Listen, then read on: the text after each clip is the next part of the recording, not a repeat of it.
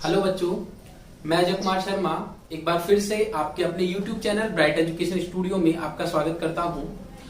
अभी हम 12th class से केमिकल काइनेटिक्स जो चैप्टर डिस्कस कर रहे हैं उसमें मैं नेक्स्ट लेक्चर आज अपलोड कर रहा हूं और आज हम देखेंगे वेग स्थिरांक की इकाई यानी कि यूनिट ऑफ रेट कांस्टेंट। देखिए बच्चों, लास्ट लेक्चर में हमने क्या क्या देखा था। लास्ट लेक्चर में हमने देखा था, एक तो देखा वेग स्थिरांक क्या है और एक देखा हमने वेग नियम या वेग समीकरण क्या है। इट मींस रेट कांस्टेंट और हमने देखा रेट लॉ के बारे में हमने डिस्कस किया। अब हम बात कर रहे हैं वेग स्थिरांक की इकाई। ठीक है, तो देखिएगा जरा,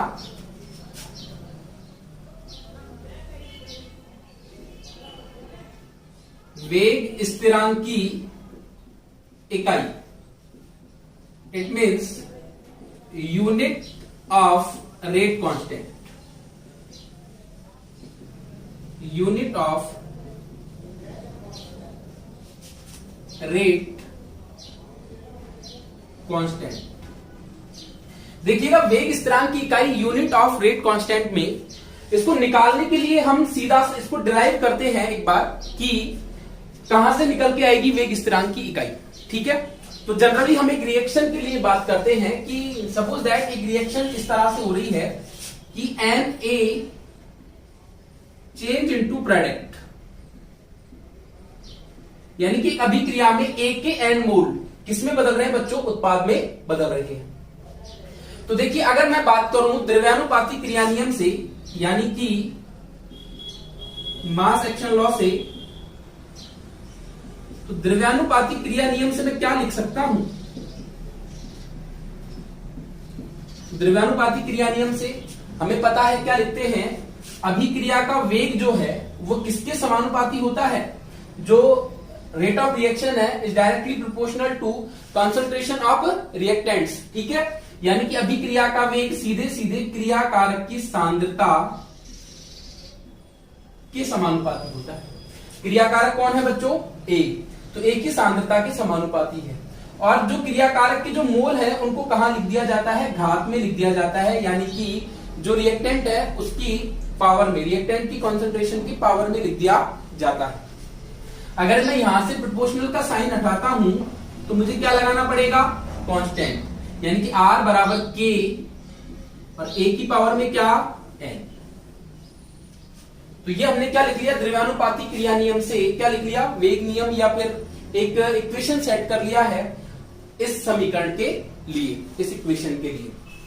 अब देखिएगा जरा कि यहां से मैं क्या कैसे निकाल सकता हूं K का यूनिट। मुझे इसका यूनिट निकालना है। ठीक है, अब मुझे अच्छे से पता है कि अभिक्रिया वेग की इकाई क्या होती है।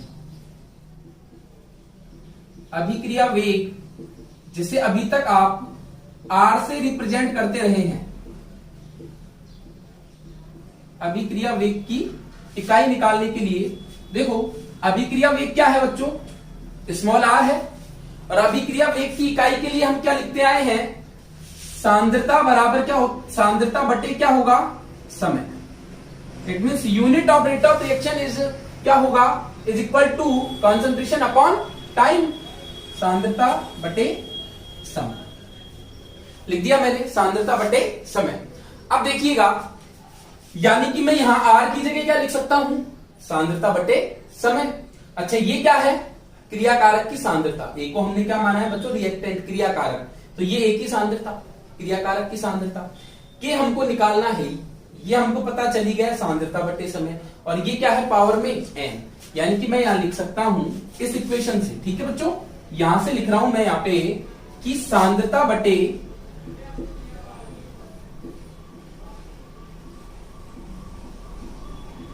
समय। R के लिए क्या लिख लिया? सांद्रता बटे समय बराबर क्या लिखूंगा बच्चों? K। ठीक है, A के लिए क्या लिखूंगा? सांद्रता, क्योंकि सांद्रता ही तो है ये। A के लिए भी सांद्रता लिख लिया, कॉन्सेंट्रेशन, और पावर में क्या लिखा बच्चों? स्मॉल है। ठीक है, तो concentration upon time is equal to K, concentration की पावर में क्या? स्मॉल है। ठीक है, अब देखिए यहां K तो क्या है?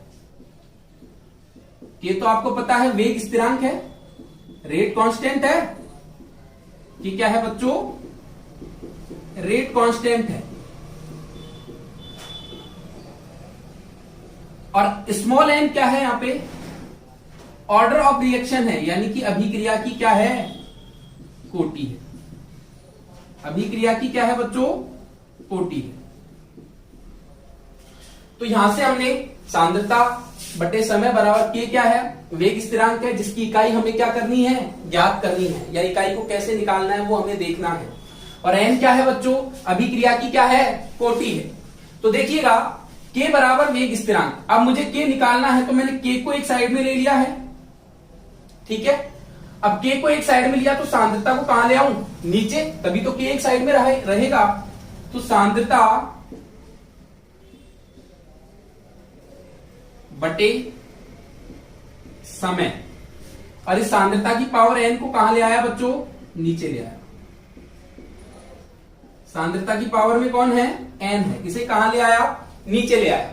अब देखिए जिसकी पावर में कुछ नहीं, केवल सांद्रता लिखा हुआ है, तो इसके ऊपर मैं पावर में 1 मान सकता हूं, ठीक है। यानी कि इसकी पावर को मैंने कितना मान लिया, 1, और इसकी पावर में कितना है बच्चों, स्मॉल n। देखिए बच्चों यहां से कि अगर बेस इक्वल हो, यानी कि आधार क्या हो, बराबर हो, तो जब आधार बराबर होते हैं तो मैं क्या कर सकता हूं, आधार बराबर है सांद्रता, और नीचे भी क्या, सांद्रता, कॉन्सेंट्रेशन है, ऊपर पावर में 1 है और नीचे वाली की पावर में क्या है, स्मॉल n है।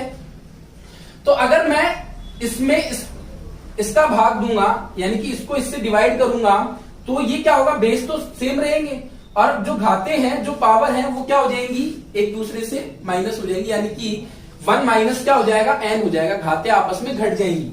तो k बराबर में क्या लिख सकता हूं, ऊपर सांद्रता, अब बेस इक्वल है, समान है, तो 1 माइनस क्या हो गया, पावर में 1 माइनस n, अपॉन क्या आएगा बच्चों, टाइम, यानी कि समय। तो हमारे पास अभी k को निकालने के लिए हमने ये एक फॉर्मूला सेट कर लिया है।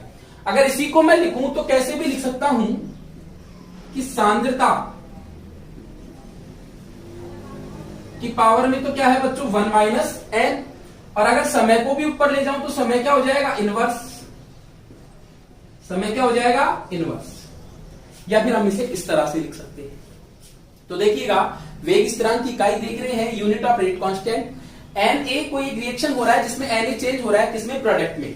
द्रव्यानुपाती क्रिया नियम से बेटा अभिक्रिया का वेग किसके समानुपाती है, क्रियाकारक की सांद्रता के समानुपाती है। जो आगे मोल है या रस समीकरण मिति गुणांक है, स्टोइकियोमेट्रिक कोएफिशिएंट, उन्हें हम कहां लिख देते हैं, पावर में लिख दिया। अब देखिए r बराबर, मैंने यहां से प्रोपोर्शनल का साइन हटाया तो क्या आया, r बराबर k, ठीक है, और a की पावर में क्या आ गया बच्चों, स्मॉल n।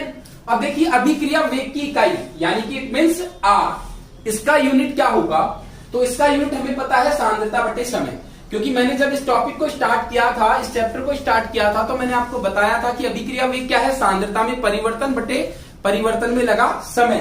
तो सांद्रता बटे समय से इसकी यूनिट निकल के आती है, तो मैंने r की जगह सीधा सीधा क्या लिख लिया, सांद्रता बटे समय, क्योंकि इसकी यूनिट यही है कि क्या यूनिट हमें निकालना है। ये क्या है, कॉन्सेंट्रेशन, तो इसको कॉन्सेंट्रेशन लिख लिया सांद्रता, और पावर में स्मॉल n लिख लिया। अब हमारे पास दो चीजें हैं, एक तो k है जिसे हम क्या कह रहे हैं, वेग स्थिरांक, और इसकी यूनिट हमें ज्ञात करनी है, और n क्या है, तो n है अभिक्रिया की कोटि। तो देखिएगा अभिक्रिया की कोटि को हम डिटेल में आगे पढ़ने वाले हैं इसी चैप्टर में। तो k बराबर मैं क्या लिख सकता हूं बच्चों, अगर मेरे को k को मैंने एक साइड में ले लिया तो इस सांद्रता की पावर में जो n है वो नीचे आ जाएगा। जैसे ही नीचे आएगा मल्टीप्लाई में, अब यहाँ पे बेस क्या हो गए, इक्वल, तो जो पावर है वो क्या हो जाएंगी, एक दूसरे से माइनस, यानी कि सांद्रता की पावर में क्या आ जाएगा, 1, और ये ऊपर जाके क्या हो जाएगा, माइनस, तो 1 माइनस n अपॉन क्या, टाइम, समय, ठीक है। तो सांद्रता की पावर 1 माइनस n, और नीचे क्या बच्चों, समय। अब देखिए समय को भी अगर मैं ऊपर लेके जाना चाहूं तो इसके ऊपर क्या आ जाएगा, माइनस का 1 आएगा, ठीक है, पावर में। तो सांद्रता 1 माइनस n, और समय की पावर में क्या आएगा, -1, यानी कि टाइम इनवर्स। अब देखिएगा जरा बच्चों, यहां से मैं ये कह सकता हूं कि जो सांद्रता है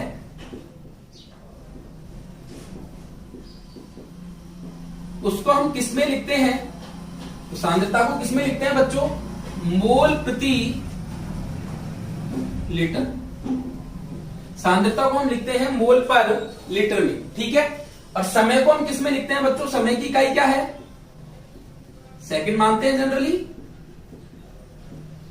यानी कि सेकंड में हम किसको लिख रहे हैं, समय को लिख रहे हैं। ठीक है, अब मैं अगर यहां पर सांद्रता की जगह तो क्या लिख लूं, मोल पर लीटर, और समय की जगह क्या लिख लूं, सेकंड। तो देखिएगा जरा ध्यान से, के का यूनिट क्या बन के आएगा हमारे पास, मोल पर लीटर, मोल पर लीटर, और पावर में क्या आएगा बच्चों, 1 माइनस एन, पावर में आएगा 1 माइनस एन, और आगे क्या आ जाएगा, सेकंड इनवर्स, समय की जगह क्या लिख लिया, सेकंड, तो सेकंड इनवर्स। अब देखिए इसको भी अगर मैं सॉल्व करूं तो क्या होगा, के बराबर मोल के ऊपर क्या आएगा, पावर में 1 माइनस एन। अब जब लीटर को ऊपर लेके जाएंगे तो घातों के जो साइन है वो क्या हो जाएंगे, बदल जाएंगे, यानी कि लीटर जैसे ही ऊपर जाएगा ये जो 1 है वो तो माइनस में आ जाएगा, जो n है वो किस में आ जाएगा, प्लस में। तो 1 माइनस एन की जगह क्या हो जाएगा, n माइनस 1, और ये क्या, सेकेंड इनवर्स।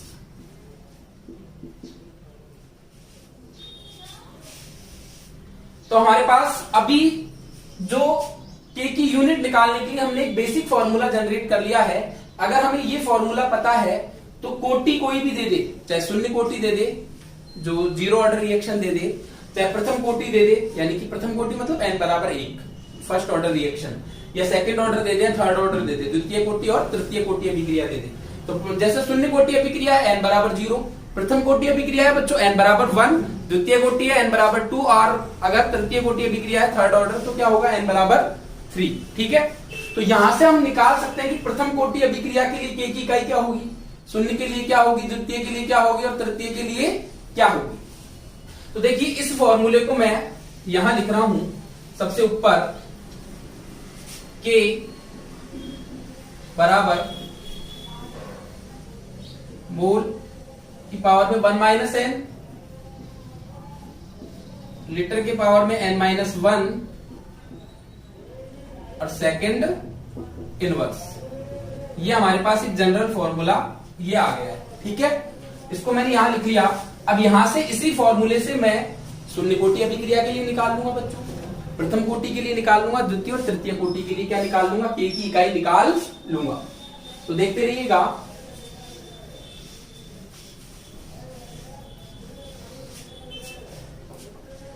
अब देखिए बच्चों, अब इसमें हम सबसे पहले जो एग्जांपल देख रहे हैं वो देख रहे हैं शून्य कोटि अभिक्रिया के लिए।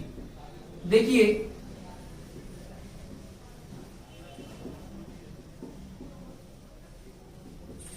शून्य कोटि अभिक्रिया के लिए वेग स्थिरांक की इकाई, वेग स्थिरांक इट मीन्स के की इकाई, यानी कि मैं क्या देख रहा हूं कि unit of rate constant for zero order reaction. तो ये जो जीरो ऑर्डर रिएक्शन के लिए बात किसके लिए कर रहे हैं बच्चों, जीरो ऑर्डर रिएक्शन के लिए। अब जब जीरो ऑर्डर रिएक्शन है तो इट मीन्स एन का वैल्यू कितना हो गया, जीरो। एन का वैल्यू कितना हो गया, जीरो। और जब एन का वैल्यू जीरो हुआ तो इस फॉर्मूले में जब हम एन का वैल्यू पुट करेंगे तो इट मीन्स के बराबर क्या आएगा, के बराबर मोल 1 माइनस एन, और एन का वैल्यू कितना, जीरो, तो 1 माइनस 0, लीटर n माइनस 1 यानी कि 0 माइनस 1, और सेकंड को क्या लिखना है, सीधे सीधे डायरेक्टली इनवर्स। तो देखिए क्या है हमारे पास, के बराबर मोल की पावर में 1 जिसे लिखना जरूरी नहीं है, लीटर इनवर्स सेकंड इनवर्स। तो देखिए के बराबर mole litre inverse second inverse.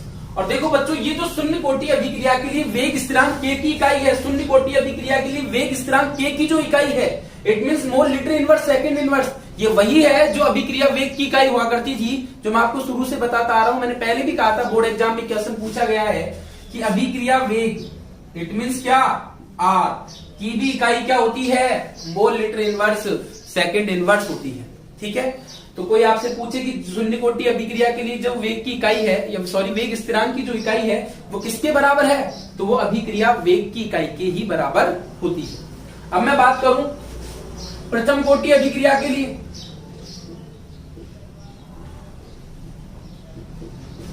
तो प्रथम कोटि अभिक्रिया यानी कि क्या,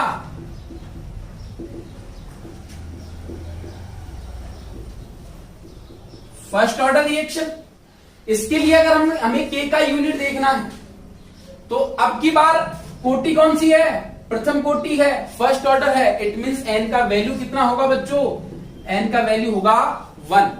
एन का वैल्यू कितना होगा 1, और एन का वैल्यू अगर 1 है तो इट मींस के यहां से क्या निकल के आएगा, देखिएगा मोल 1 माइनस एन का वैल्यू, यानी कि मोल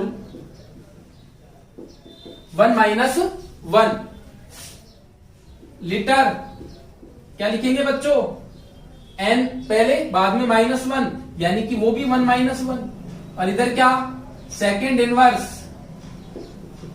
तो यहां पे क्या बन गया, के का जो यूनिट आएगा वो क्या आएगा, मोल की पावर में कितना आ गया 1 माइनस 1, इट मीन्स 0। लीटर की पावर में भी क्या आ गया 1 माइनस 1, इट मीन्स 0, और सेकेंड क्या इनवर्स। और किसी के भी पावर में अगर 0 है तो वो किसके इक्वल है, 1 के इक्वल है, 1 इंटू 1 इंटू सेकेंड इनवर्स। तो फाइनली जो अपने पास आया वो क्या आया, सेकेंड इनवर्स, यानी कि के का जो यूनिट आया प्रथम कोटि अभिक्रिया के लिए वो कितना आया है बच्चों, सेकेंड इनवर्स आया है। अगर मैं बात करूं सी, ठीक है, तो यानी कि अगला एग्जांपल किसके लिए लेंगे बच्चों, सेकेंड ऑर्डर रिएक्शन के लिए, यानी कि द्वितीय कोटि अभिक्रिया के लिए। द्वितीय कोटि अभिक्रिया का मतलब है बच्चों second order reaction. Second order reaction, अब सेकेंड ऑर्डर रिएक्शन है, इट मींस एन का वैल्यू कितना होगा, 2 होगा। एन का वैल्यू कितना होगा, 2 होगा।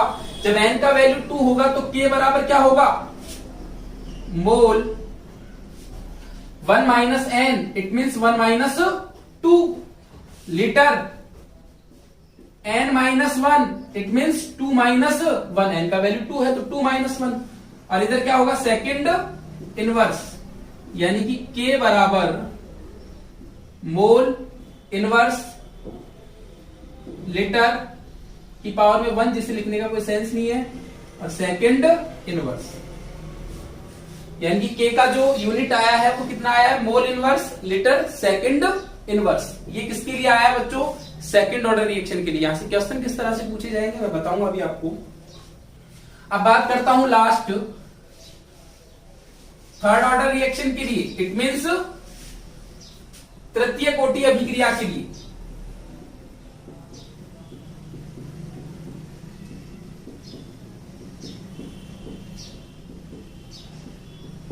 तो तृतीय कोटि अभिक्रिया के लिए अगर हम बात करें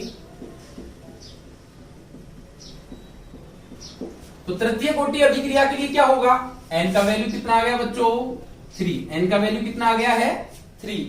जब एन का वैल्यू अगर 3 आ गया है तृतीय कोटि अभिक्रिया के लिए, तो यहां पर अगर इस वैल्यू को पुट करते हैं तो के बराबर क्या होगा, मोल 1 माइनस 3, 1 माइनस एन बराबर 3, तो एन का वैल्यू रखा है तो 1 माइनस 3 हो गया।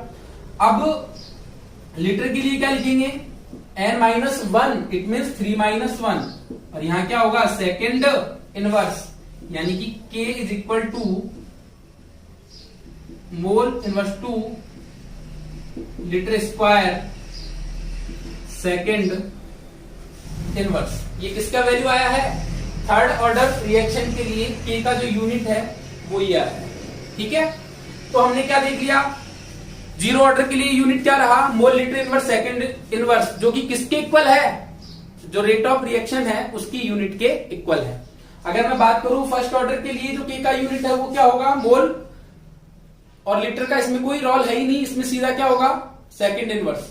अगर मैं बात करूं सेकेंड ऑर्डर रिएक्शन के लिए तो क्या होगा, mole inverse litre second inverse, और यहां क्या होगा मोल inverse 2 litre square second inverse. तो ये तीनों के लिए हमने क्या निकाल लिया है, के का यूनिट निकाल लिया है। देखो बच्चों, यहाँ से कई बार कंपटीशन में बिल्कुल इजी सा क्वेश्चन पूछ लिया जाता है। नीट के हिसाब से बता रहा हूँ, नीट में ऐसे क्वेश्चन पूछ लिए जाते हैं। तो क्वेश्चन किस तरह से आएगा? क्वेश्चन बस ये पूछेगा कि किसी भी अभिक्रिया के लिए, किसी भी अभिक्रिया के लिए, या फिर ऐसे दे देगा कि कोई अभिक्रिया इस तरह से हो रही है, इस अभिक्रिया के लिए जो K का वैल्यू है, K का वैल्यू है, ये आपको दे दिया 5 इंटू 10 की पावर -4 सेकेंड इनवर्स, 5 इंटू 10 की पावर -4 सेकेंड इनवर्स। तो बताइए यह कौन सी कोटि की अभिक्रिया है, यानी कि ये जो रिएक्शन है उसका ऑर्डर क्या होगा। ठीक है, तो आपको कैसे पता करना है? कई बार बच्चों को लगता है कि क्वेश्चन में डेटा इनसफिशिएंट है, पूरा डेटा नहीं दिया गया हुआ है, इस क्वेश्चन को किस तरह से सॉल्व करें, एन का वैल्यू किस तरह से फाइंड आउट करें। लेकिन जहां आपको ये दिख गया ना सेकेंड इनवर्स, तो आप समझ जाइए के का यूनिट सेकेंड इनवर्स केवल किसके लिए है? फर्स्ट ऑर्डर रिएक्शन के लिए है। इट मीन्स जो ऑर्डर ऑफ रिएक्शन होगा वो क्या होगा? फर्स्ट होगा, यानी कि फर्स्ट ऑर्डर रिएक्शन वो होगी, जिसके बारे में हमें क्वेश्चन में बात की जा रही है। तो बच्चों कुछ क्वेश्चंस मैं यहाँ पे आज आपको डाल रहा हूँ न्यूमेरिकल्स की फॉर्म में, तो आपको नेक्स्ट लेक्चर तक उन्हें सॉल्व करना है। कोई प्रॉब्लम आएगी तो हम साथ मिलकर यहाँ करेंगे, और कोई मिस्टेक रहेगी उनको दूर करेंगे। तो नेक्स्ट लेक्चर में मिलते हैं। नेक्स्ट लेक्चर में हम देखेंगे, पहले कुछ न्यूमेरिकल्स वगैरह सॉल्व करेंगे, उसके बाद हम देखेंगे rate affecting factors, it means अभिक्रिया वेग को प्रभावित करने वाले कारक, और बोर्ड एग्जाम के पर्पज से बहुत इंपॉर्टेंट है। तो मिलते हैं नेक्स्ट क्लास में। Thank you so much.